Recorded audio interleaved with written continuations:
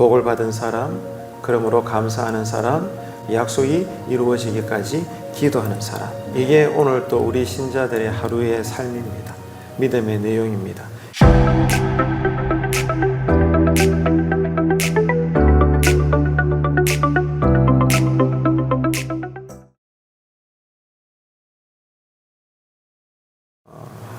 사무엘하 7장을 통해서 보면 성도는 어떤 존재일까?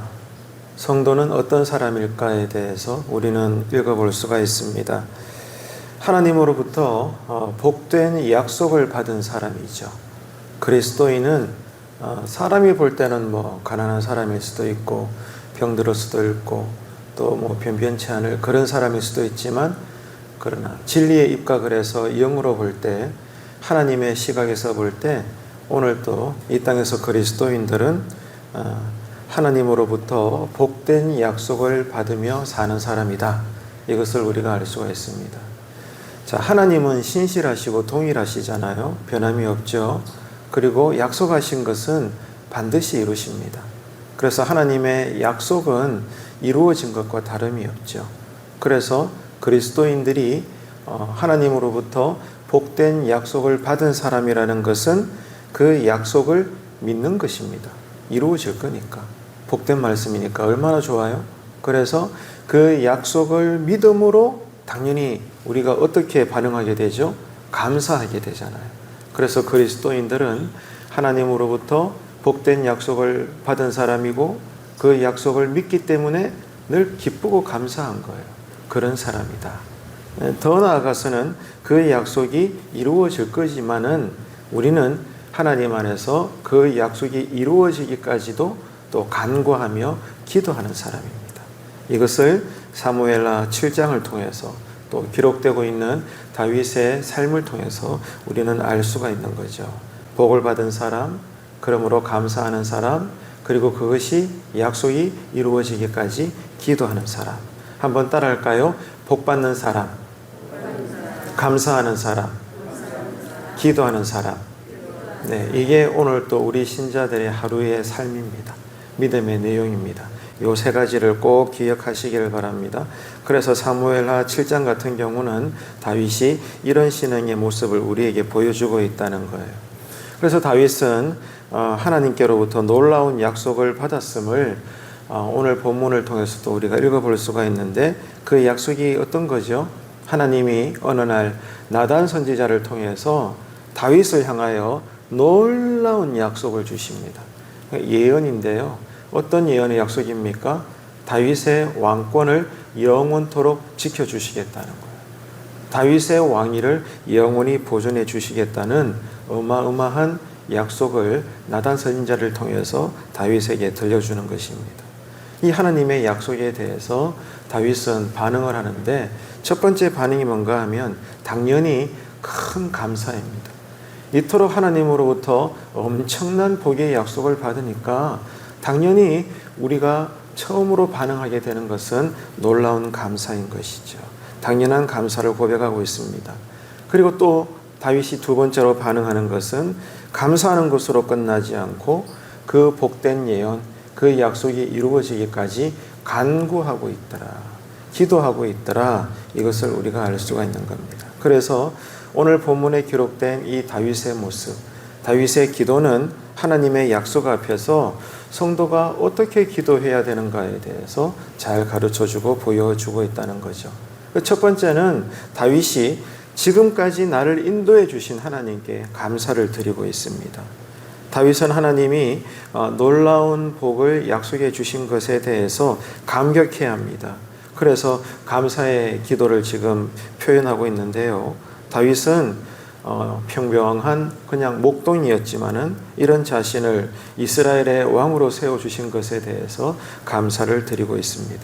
이뿐만이 아니라 이스라엘 전체를 위해서도 지금 일하고 계시고 역사하시는 이 하나님의 행하심에 대해서도 감사를 드리고 있는 것입니다.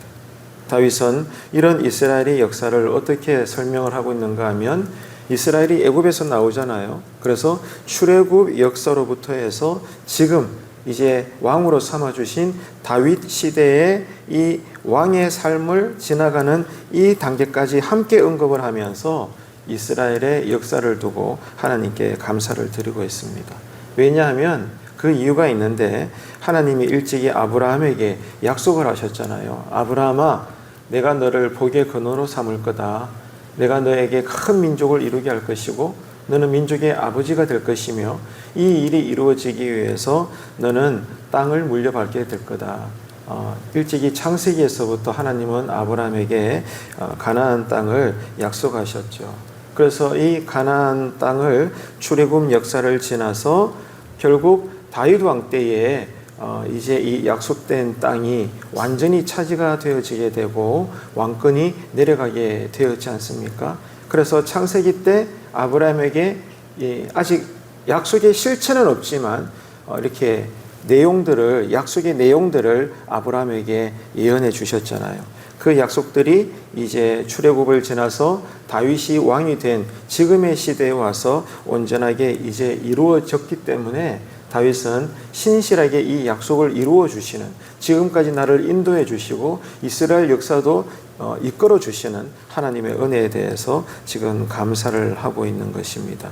이처럼 성도가 하나님께 감사의 기도를 드린다는 것은 그래서 하나님 나에게 물질 주셔서 감사합니다 라거나 건강 주셔서 감사합니다, 이것도 귀한 것이고 당연한 것이고 또 본이 되는 것이지만 오늘 본문에서 한 예배자로서 기도자로서 다윗이 하나님께 감사의 기도를 드린다는 것은 과거로부터 현재에 이르기까지 인도해 주신 더 큰 의미에서 이런 하나님의 은혜에 감사를 표하고 있다는 것입니다.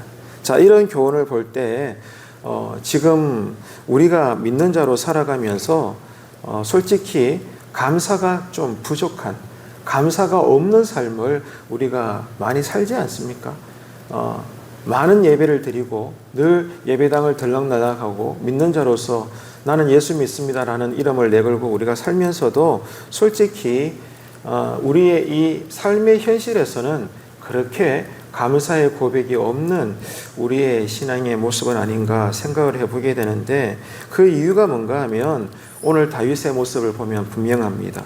하나님께서 이미 베풀어 주신 이 은혜의 역사를 우리가 잊어버렸기 때문에 그 은혜를 우리가 망각하면서 살다 보니까 당연히 우리는 늘 예배는 드리지만 몸은 예배당에 나와 있지만 그때그때마다 정말 우리가 범사에 감사하는 신앙은 찾아보기가 어려워졌다는 것을 깨닫게 되는 것입니다.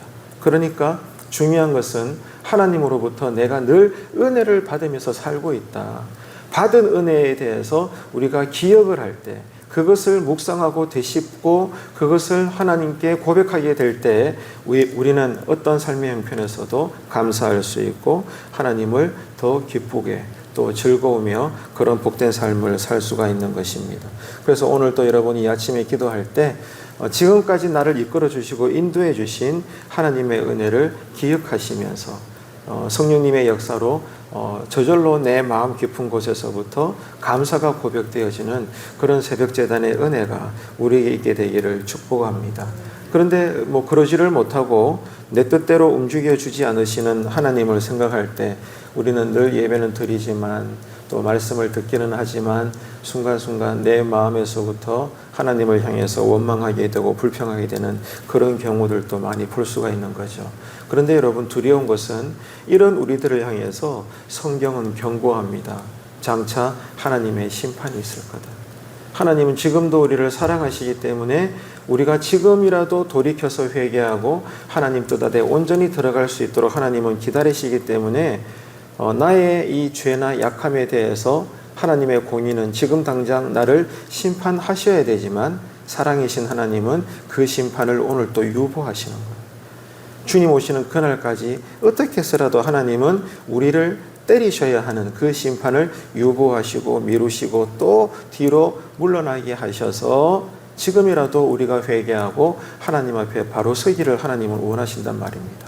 하지만 정녕 그때가 되면 하나님은 더 이상 유보하지 않고 하나님의 심판을 우리에게 내리실 것이기 때문에 오늘 또 우리에게 복이 있다면, 은혜가 있다면 이 새벽에도 기도할 때 성령님이 깨닫게 하셔서 내 안에 크고 작은 죄들을 회개합시다. 그래서 하나님 앞으로 나의 삶을 돌이킵시다. 무엇보다도 이렇게 되기까지 그렇게 되는 동기가 뭐라는 거예요? 하나님의 은혜를 기억하는 것입니다. 지금까지 나를 인도해 주셨던 은혜, 그리고 다윗으로 말하면 이스라엘의 역사를 지금까지 지켜주시고 일찍이 창세기 때부터 예언되었던 약속의 복들을 다윗의 시대에 성취하시고 이루게 하시고 그 땅을 차지하게 하시고 견고하게 하신, 역시나 신실하시고 동일하신, 조금도 쉬지 아니하시는 하나님의 이 행하심을 기억하면서 찬양하며 감사해야 하는 이 다윗의 올곧은 신앙이 오늘 이 하루에 우리의 신앙이 되고 믿음이 되기를 주님의 이름으로 축복합니다. 여러분, 그런데 그러지를 못하고 출애굽 이스라엘 백성들을 보십시오. 이스라엘 백성들이 하나님의 은혜로 애굽은 나왔지만 광야에 거하다 보니 얼마나 삶이 힘들겠습니까? 그래서 40년 내내 이 광야 생활을 하면서 힘들고 어려워 하나님 앞에 목 놓아 나 괴롭다고 그렇게 하소연했을 때 하나님께서는 때마다 하늘에서 만나를 내려주시고 메추라기를 공급해 주시고 낮에는 구름 기둥으로 밤에는 불 기둥으로 여러 가지 어려울 때마다 하나님은 놀라운 기적과 능력으로 그 광야에서도 이스라엘 백성들을 지켜주셨음에도 불구하고 이스라엘 백성들은 어떻게 행동했죠? 날마다의 그 은혜를 잊어버린 거예요. 어제까지도 허락해 주신 은혜를 망각해버리고 이스라엘 백성들은 틈만 나면 손에 뭘 들고 있어요? 돌멩이를 듭니다. 왜? 자기를 이끌어낸 모세를 원망하며 죽이고 싶어서. 결국 그 너머에 있는 하나님을 향한 원망이지 않겠습니까?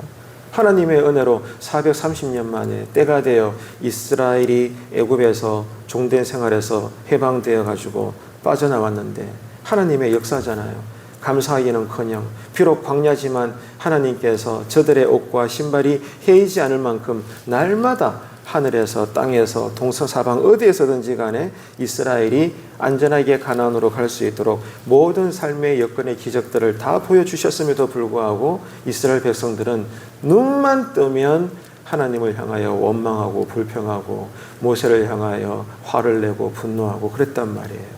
자, 그랬더니 일의 결과가 어떻게 되었습니까?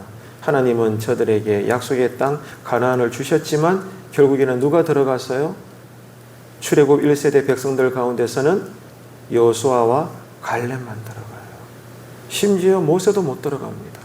그리고 광야에서 태어났던 출애굽 2세대 자녀들만 여러분 약속의 땅 가나안으로 들어가게 되는 거예요.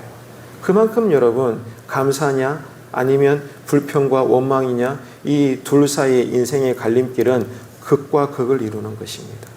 오늘 또 우리가 이 새벽에 나와 복되게 예배는 드리지만 온종일 문득문득 내 영혼이 조금만 힘들 때마다 하나님을 불평하고 원망하고 감사는커녕 자꾸만 어두운 감정에 휩싸이게 되면 하나님은 우리를 사랑하시지만 우리를 아끼시기 때문에 늘 우리에게 고난을 더 주실 수도 있고 우리를 때릴 수도 있고 우리를 훈련시킬 수도 있는 거예요. 굳이 그럴 필요가 없잖아요. 여러분, 그렇기 때문에 오늘 이 본문에서 다윗이 하나님께 어떻게 반응하고 있는가 우리가 잘 기억하고 지금까지 나에게 주셨던 그 은혜를 기억하며 감사하고 가정의 역사든 교회의 역사든 하나님의 은혜로 지금 우리가 살아오고 있습니다. 더 큰 믿음의 그릇으로 볼 때에도 하나님의 역사에 그 은혜에 감사하면서 이 하루를 믿음으로 인내하며 잘 견뎌나가시는 저와 여러분 되시기를 주님의 이름으로 축복합니다. 여러분, 그래서 서두에 말씀을 드렸죠. 자, 이 땅의 그리스도인들은 어떻게 산다고요? 하나님의 복된 약속을 받은 사람이다. 복을 받은 사람이다. 따라합시다. 약속을 받은 사람. 네, 그래서 그 약속을 믿고 뭐 한다? 감사하는 사람. 따라합시다. 감사하는 사람. 더 나아가서 내일 또 다루게 되겠지만 다윗은 하나님께서 이루어 주실 것이기 때문에 그냥 놀고 있는 것이 아니라 그 약속이 성취되기까지 뭐 한다? 간구하고 기도하는 사람. 복을 받는 사람, 감사하는 사람, 끝까지 기도하는 사람. 여러분, 이런 상박자의 신앙의 삶으로 이 하루를 잘 살아내셔서 마음껏 하나님 안에서 춤추시는 복된 신앙의 하루의 삶이 되시기를 주님의 이름으로 축원합니다.